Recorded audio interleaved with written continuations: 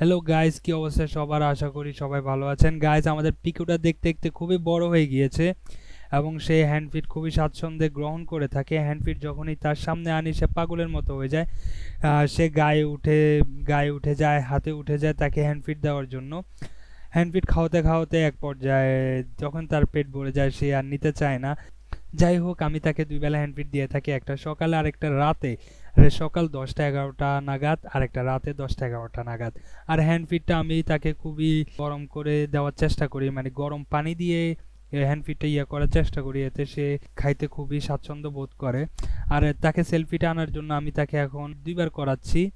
আর আগে আমি তাকে 2 ঘন্টা অন্তর অন্তর হ্যান্ডফিড করাইতাম। যাক, পাখিটা একটু একটু বড় হচ্ছে, তার গ্রোথ বাড়তেছে, তাই আমি তাকে পুরাটা সেলফিটে নেওয়ার যেই ব্যবস্থাটা সেটা করতেছি। মানে আমার পাখিটার ভিডিও যদি আপনাদের ভালো লেগে থাকে তাহলে অবশ্যই সাবস্ক্রাইব করবেন। আর কি রিলেটেড ভিডিও চাচ্ছেন আমাকে অবশ্যই কমেন্ট করে জানাবেন, আমি অবশ্যই আপনাদের কমেন্ট অনুযায়ী আমি ভিডিও দেওয়ার চেষ্টা করব।